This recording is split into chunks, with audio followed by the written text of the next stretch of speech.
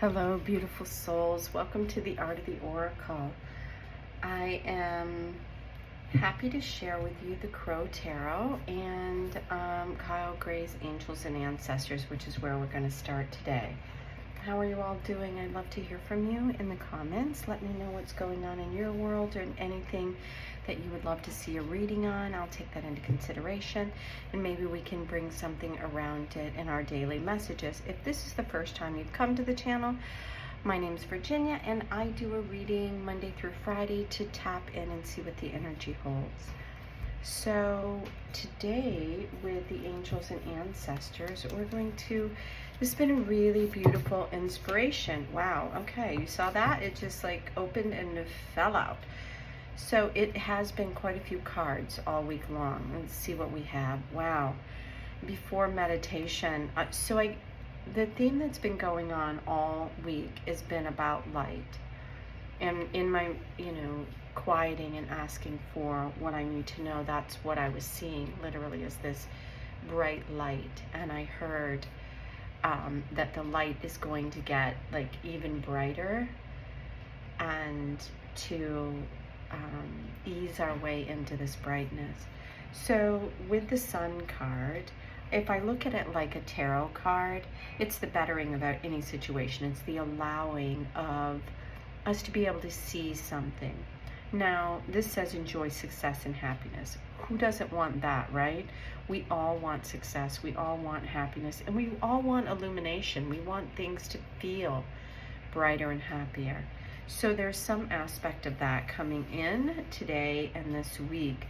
Now, Starry Ancestor with Follow Your Voice. This is a really fun card when it comes out, because there's a lot of reference, obviously, to Egypt and to what I'm hearing is Pleiadians. I don't know why that popped into my mind, but there's a lot of talk about different races that, in my mind, I always think there must be something to this. Like, how do we know about Pleiadians and Syrians and Arcturians and, right, all these? If there was not, there's something here in the collective that is either remembering or has been given information. So it says follow the voice of your soul.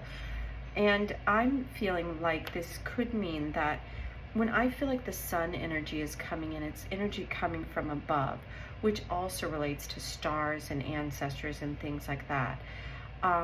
There's, I think, a really big transition happening on the 18th, where a massive group alignment of many planets are coming together and stars and things.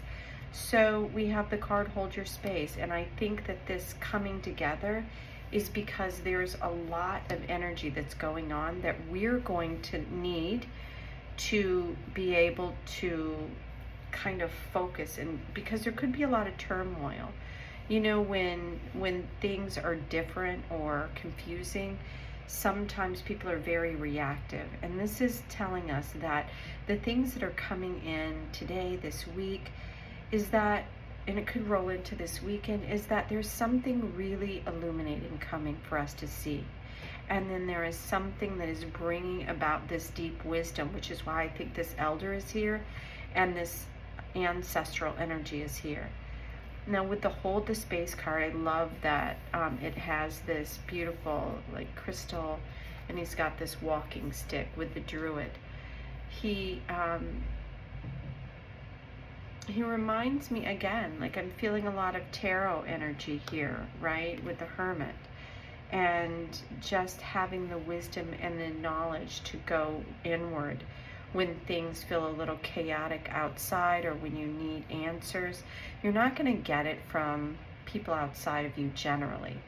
They're going to give you, unless they're on, unless you're around people that you feel like have a very similar like trajectory, because people are going to give you what they know. They can't go beyond that. So, honor that wisdom within you, to know that not everybody is going to give you great advice, because they can't, if they're, you know what I mean, because they may not have the same information that you have, which is bringing me to this Seer's card. It says see beyond the current situation. I have a lot going on in my world right now. I don't know if yours is as intense. There's just a lot. And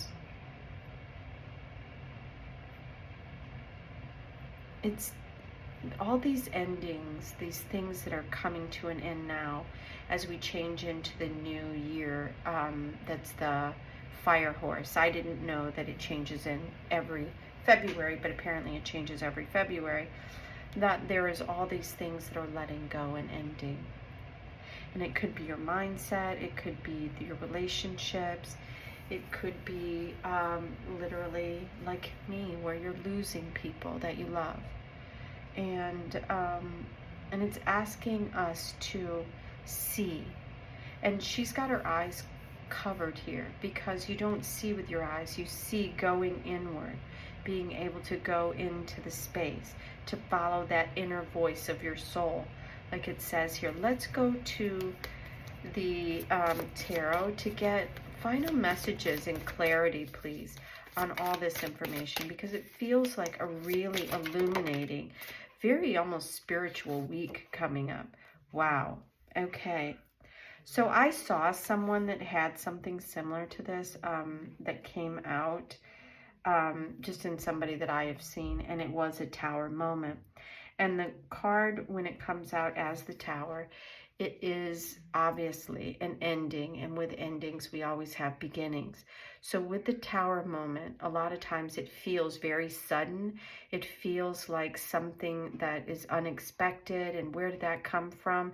And it can be the loss. It can show an ending or a loss of something, but generally it's an inevitable loss. It's something that was either meant karmically to happen, or cyclically, right? Something going through a cycle, and this is the ending of this cycle going into the next cycle. And that's what this tower is showing, is that it's asking you, as all of these things are shifting, to be able to follow your inner self. Oh, okay. I think this one also wanted to come out.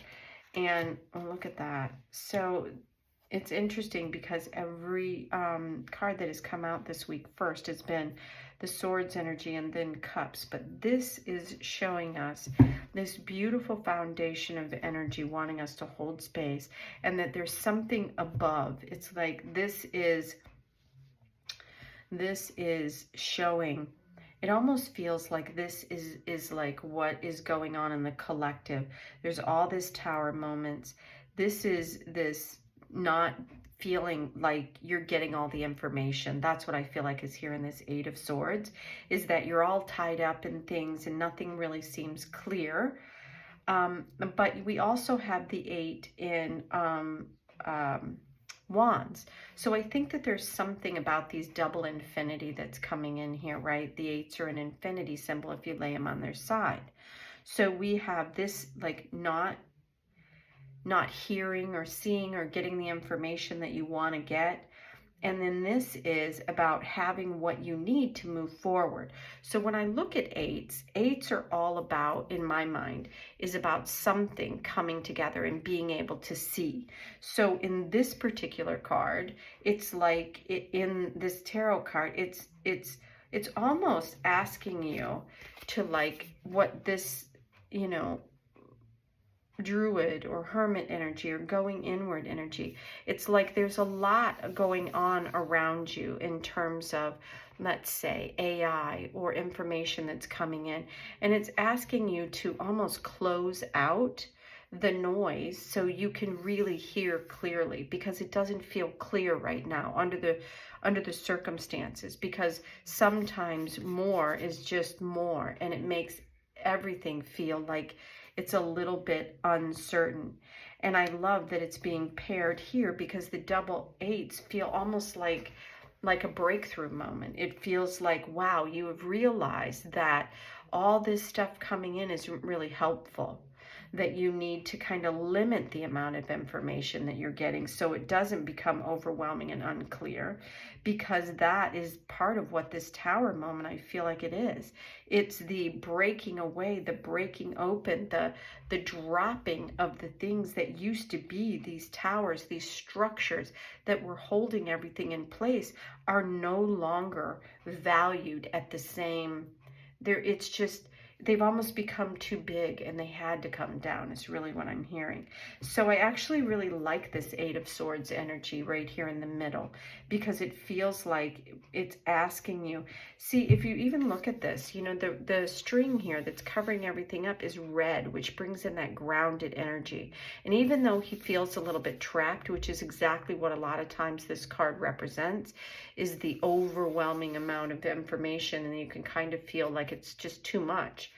I feel like it's asking you to, as that too much comes in, to kind of close things off, to blind yourself, not to like go to all of that. Know that it's all there, but when you go inward to your voice, to follow your soul, and you hold your person sacredly, you look beyond, you cover your eyes like they're doing here, and then you're looking beyond what is right around you, because it's leaning to something, but it's almost like you have to clear away all that before you find what is really necessary to be seen.